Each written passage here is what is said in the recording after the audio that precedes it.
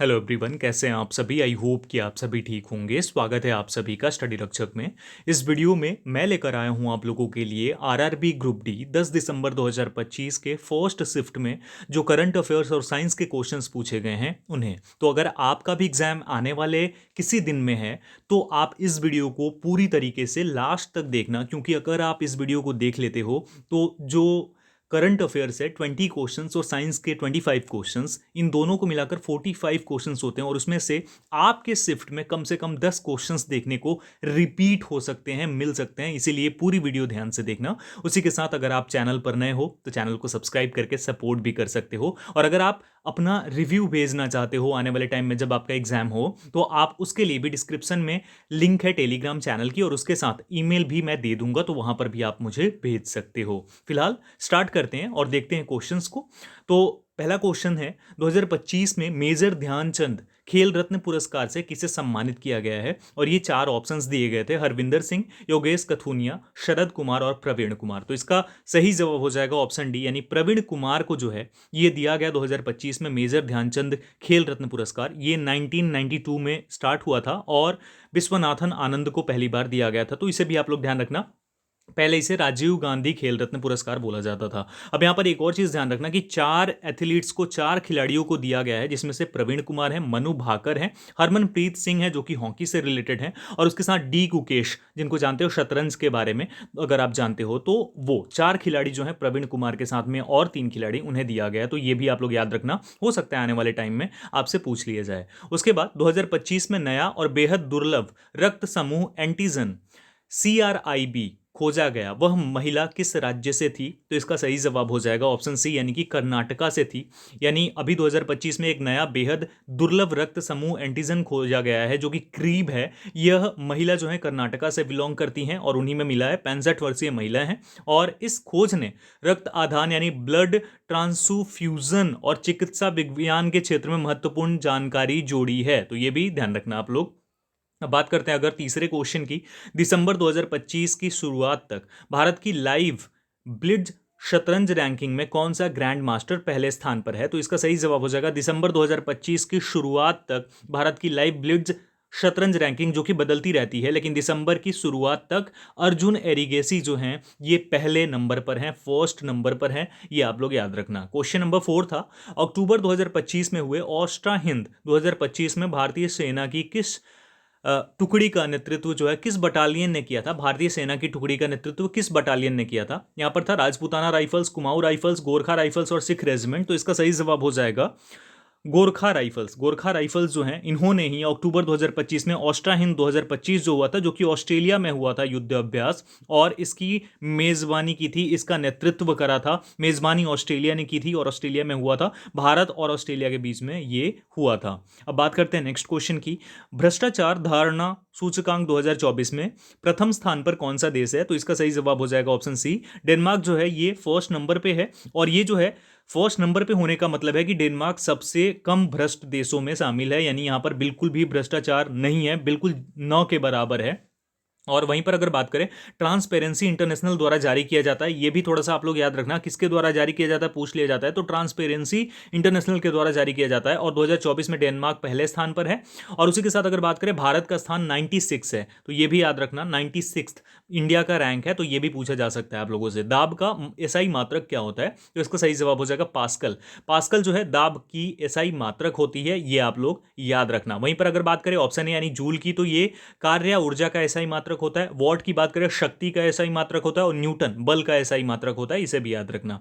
भारतीय रेलवे और state bank of India की साझेदारी में हाल ही में कर्मचारियों के लिए सुदृढ़ बीमा की घोषणा की गई है। दुर्घटनात्मक मृत्यु की स्थिति में अगर किसी की दुर्घटना में मौत हो जाती है और वो रेलवे कर्मचारी है, तो अब उसे 1 करोड़ तक की कवरेज मिलेगी, 1 करोड़ रुपीज। और ये भारतीय रेलवे और स्टेट बैंक के बीच में हुई है ये साझेदारी। ठीक है। नेक्स्ट क्वेश्चन, धातु और अधातु के बीच कौन सा बंध बनता है? यानी धातु और अधातु मिलकर कौन से बॉन्ड को बनाते हैं? तो यहां पर ये साइंस का सवाल था और बहुत ही ईजी है। इसका सही जवाब हो जाएगा ऑप्शन बी, आयनिक बंध बनता है। विद्युत संयोजक बंध जिसे हम बोलते हैं, ये भी बोल सकते हैं, तो ये बनता है, ये आप लोग याद रखना, ये इंपॉर्टेंट है। वहीं पर अगर बात करें इसके बारे में, तो इसमें होता क्या है, धातुएं जो हैं इलेक्ट्रॉनों का त्याग करके धनायन यानी कि कैशंस देती हैं, और वहीं पर अगर बात करें अधातु हैं तो ये इलेक्ट्रॉनों को ग्रहण करती हैं। तो कोई भी धातु है ना, तो वो क्या करेगी, वो यहाँ पर आपको धनायन देगी। जैसे आप अगर एग्जाम्पल के लिए हम बात करें तो NaCl है, तो यहाँ पर Na क्या है, ये Na एक धातु है यानी कि सोडियम एक धातु है, तो ये प्लस आयन देती है, और वहीं क्लोरीन जो है ये एक धातु है तो ये माइनस आयन देती है। तो बस यही समझने वाली बात है। तो ऋणायन जो देगी और धनायन दोनों को जो होता है, इस प्रक्रिया को आयनिक बंध कहते हैं, और आयनिक बॉन्ड दोनों बनाती हैं। इन्हें इलेक्ट्रोवैलेंट बॉन्ड भी कहा जाता है, ये भी आप लोग ध्यान रखना। ठीक है, नेक्स्ट क्वेश्चन, भारत की केंद्र सरकार स्किलिंग को बढ़ावा देने के लिए कितने नेशनल सेंटर्स ऑफ एक्सीलेंस खोलने जा रही है? ये सवाल जो है बजट में, अगर आपने ध्यान से बजट को देखा होगा तो इसमें था ये, और टोटल 5 भारत सरकार की योजना है, टोटल 5 जो है सेंटर्स ऑफ एक्सीलेंस, किसके लिए, हमारी स्किलिंग को बढ़ाने के लिए, युवाओं की स्किलिंग को बढ़ाने के लिए ये 5 सेंटर्स ऑफ एक्सीलेंस खोले जाएंगे भारत सरकार के द्वारा। ठीक है, सूखे पत्ते और फल तब गिर जाते हैं जब हम किसी पेड़ को हिलाते हैं, यह डैश का उदाहरण है। तो साइंस का बहुत ही इजी सवाल एक और था, और इसका सही जवाब जड़त्व हो जाएगा। जड़त्व यानी कि न्यूटन की गति का फर्स्ट नियम जो होता है, उसमें क्या कहा जाता है कि जब हम सूखे पत्ते और फल तब गिर जाते हैं, क्यों गिरेंगे, वो इसलिए गिरेंगे कि जब हम किसी पेड़ को धक्का देंगे ना, तो फल तो अपनी विराम की अवस्था में रहना चाहेंगे, लेकिन पेड़ जो होगा वो दूसरी साइड जाएगा, तो इस वजह से क्या होगा, दोनों में अलगाव उत्पन्न होगी, और उस टाइम पर वो टूटकर गिर जाएगा पेड़ से। ठीक है, अब अगला सवाल क्या था, अगला सवाल, लेकिन उससे पहले ये देख लो, यह घटना न्यूटन की गति के पहले नियम पर आधारित है, जिसे जड़त्व का नियम भी कहते हैं। जड़त्व का नियम कहता है कि कोई वस्तु अपनी विराम या गति की अवस्था को तब तक बनाए रखती है जब तक उस पर कोई बाहरी बल न लगाया जाए। ठीक है, तो जब आप कोशिश करते हो ना हिलाने की, तो उस टाइम पे क्या होता है, वो विराम के जड़त्व के कारण अपनी जगह पर रहता है, लेकिन इसके विरोध करने पर पेड़ से टूटकर गिर जाते हैं वो लोग। ठीक है, फेरस सल्फेट FeSO4 के विलयन से लोहे को निम्नलिखित में से कौन सी धातु विस्थापित करेगी? तो इसे आप तभी कर पाओगे क्योंकि ये विस्थापन अभिक्रिया है, और इसे समझने के लिए अगर आपने केमिस्ट्री में ये पढ़ा है कि जो जो धातुएं हैं, जो प्रमुख धातुएं हैं, उनमें क्या है, मतलब किस तरीके से उनकी, वो किस तरीके से बॉन्ड बना लेती हैं, वो किस तरीके से एक्टिव होती हैं, कितनी एक्टिव कौन है और कौन किससे ज़्यादा एक्टिव है, इसके लिए एक सारणी है, एक चार्ट है। अगर आप उसे देख लोगे ना, तो उसे देखने के बाद मैं टेलीग्राम पर भी डाल दूंगा, उसे देख लोगे तो आप सब कुछ समझ जाओगे। फिलहाल अगर हम बात करें तो जो FeSO4 है ना, इसके विलयन को अगर लोहे में कौन सी धातु विस्थापित करेगी, तो वो जिंक होगी। देखो जिंक क्या करेगी, जैसे Zn है ना, और Zn प्लस FeSO4 हुआ, तो Fe को हटा देगी और Zn आ जाएगी, यहाँ पर जुड़ जाएगी SO4 के साथ। अब ऐसा होता क्यों है, क्योंकि अगर जैसा मैंने बोला कि कार्यशीलता की उच्च कार्यशीलता में जिंक जो है ना, वो आयरन से ऊपर है, इस वजह से ये स्ट्रांग होगी आयरन से, और इस वजह से आयरन को हटा देगी और जिंक यहाँ पर आ जाएगी, तो वो जिंक ही हो जाएगा। इसका सही जवाब कॉपर, सीसा यानी लीड, और लेड के साथ सोना, ये सभी जो है ना काफ़ी कम क्रियाशील होते हैं। सबसे ज़्यादा क्रियाशील कौन सा होता है, पोटेशियम, सोडियम, कैल्शियम, ये सबसे ज़्यादा होते हैं। ठीक है, तो यहाँ पर ये उदाहरण भी है, आप देख सकते हो कुछ इस तरीके से ये सारी चीज़ें होती हैं। ठीक है, नेक्स्ट, हाल ही में कौन सा भारतीय युवा पैरा तैराक बना या बनी जिसने इंग्लिश चैनल को तैर कर पार किया? तो इसका सही जवाब ऑप्शन बी हो जाएगा, जिया राय इसका सही जवाब हो जाएगा। That's the correct answer of this question. तो इसका सही जवाब जिया रॉय हो जाएगा। उसके बाद नेक्स्ट क्वेश्चन, यदि किसी वस्तु का द्रव्यमान 5 kg है, उस पर 20 न्यूटन का बल 4 सेकंड तक लगाया जाए और प्रारंभिक वेग जो है 0 है, तो अंतिम वेग कितना हो जाएगा? ये साइंस का क्वेश्चन। तो इसमें सबसे पहले हम क्या करेंगे, त्वरण निकालेंगे। त्वरण यानी ए जो निकालना है हमें, तो वो क्या होता है, आपने अगर देखा होगा तो F is equal to M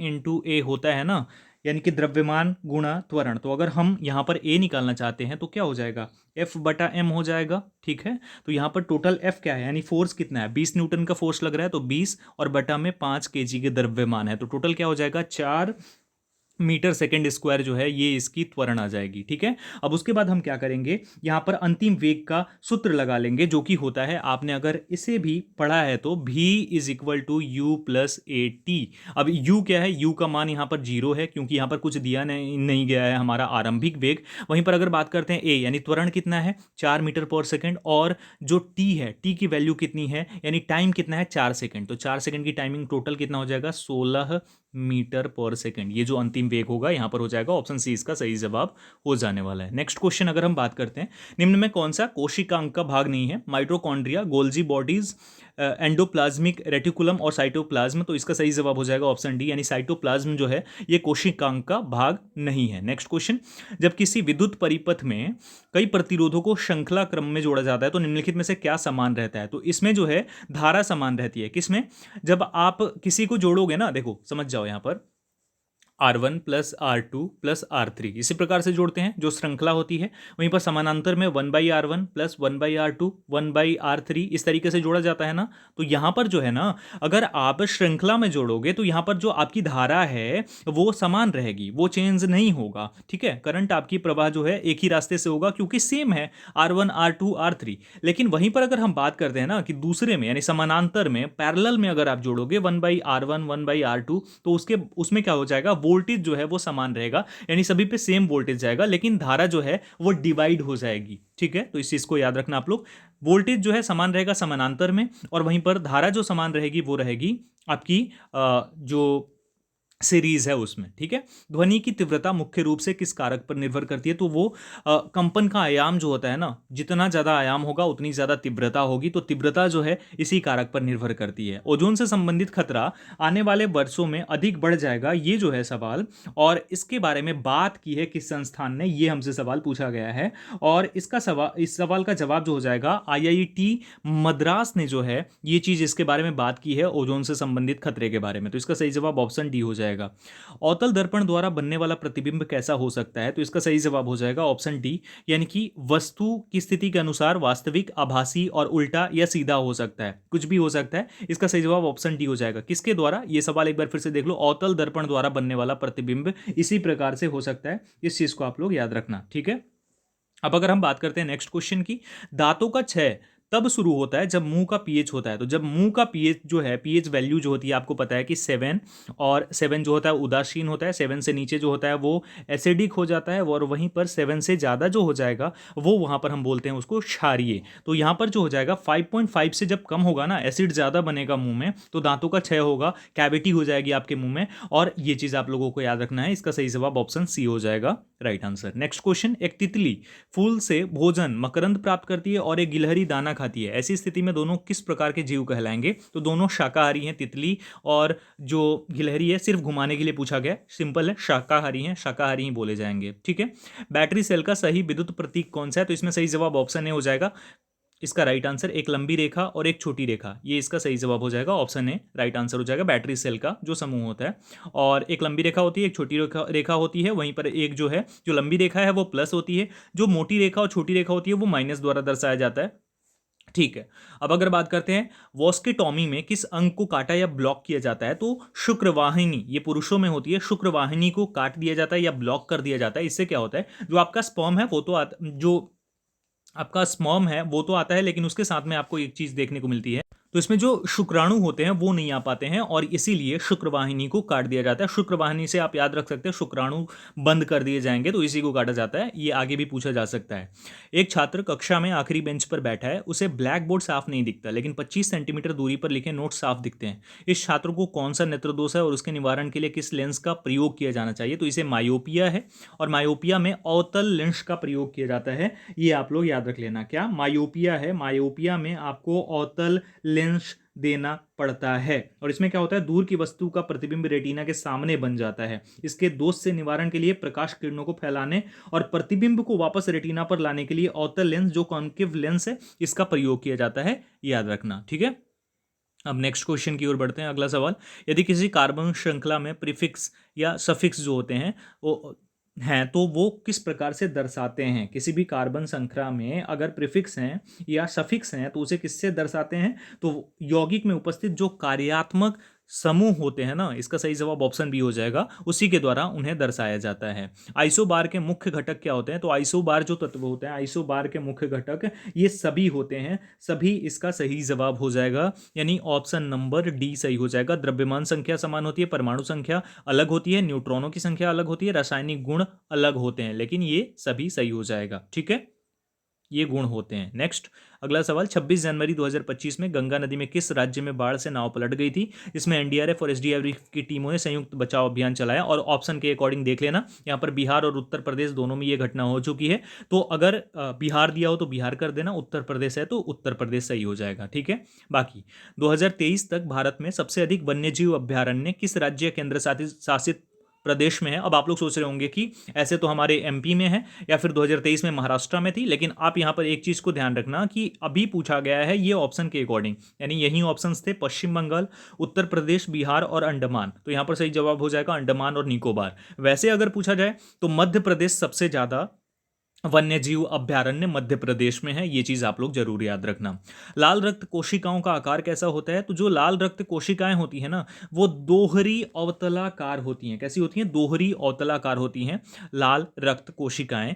एरिथोसाइट्स का इन्हें एरिथोसाइट्स भी बोला जाता है, और ये बाइकॉन्केव डिस्क के आकार जैसी होती हैं, ये आप लोग याद रख लेना, ठीक है। और इसे इसलिए बनाया जाता है, ये ऑक्सीजन का अधिकतम विनिमय कर पाती हैं। आपको पता है कि यही ऑक्सीजन ले जाती हैं, और अगर इन्हें ले जाना है तो इस प्रकार का आकार इनका होना ही पड़ेगा। उसके बाद हाइड्रा में मुकुलन द्वारा होने वाले प्रजनन किस प्रकार का होता है? तो आपको बता दूं हाइड्रा में होता क्या है बेसिकली, ये चीज आप लोग जरूर ध्यान रख लेना, इंपॉर्टेंट है ये समझना। इसमें मुकुलन बडिंग होती है। बडिंग में क्या होता है कि एक ये विधि है, जो प्रजनन है ना उसकी विधि है। इसमें मूल जीव जो है शरीर पर एक मुकुल जो बड हो जाता है, बड बन जाता है, इस प्रकार से बड बन जाता है उसके शरीर पे, और वो जो है उभार विकसित होता है। उसके बाद अलग होकर एक नया स्वतंत्र, यानी कि वो इंडिपेंडेंट जीव बन गया अलग, और वो अलग जीव बन गया, और जिससे हुआ वो अलग हो गया। तो इस प्रकार से ये चीज होती है, और ये एक प्रक्रिया है जिसमें कि जनक पेरेंट शामिल होता है, केवल एक ही शामिल होता है, यानी इसमें जरूरत नहीं है दो लोगों का। नॉर्मली आप देखते हो ना, दो लोगों की जरूरत है कोई भी प्रजनन करने के लिए, लेकिन इसमें सिर्फ एक पेरेंट से भी हो जाता है, और इसमें युग्मकों का निर्माण या संलयन नहीं होता है, इसीलिए इसे अलैंगिक बोला जाता है, यानी कि इसमें जो एसेक्सुअल रिप्रोडक्शन होती है, ये चीज़ आप ध्यान रखना। पौधों में प्रजनन के दौरान निम्नलिखित प्रक्रियाओं का सही क्रम क्या है? तो इसका सही जवाब जो हो जाएगा, ये आप लोग याद रख लेना, बहुत ही इंपॉर्टेंट सवाल है, और ये हो सकता है कि आपके सवाल आपको बार बार रिपीट होता दिखे आने वाले टाइम में एग्जाम्स में, अलग अलग शिफ्ट्स में। तो इसका सही जवाब ऑप्शन ए हो जाएगा।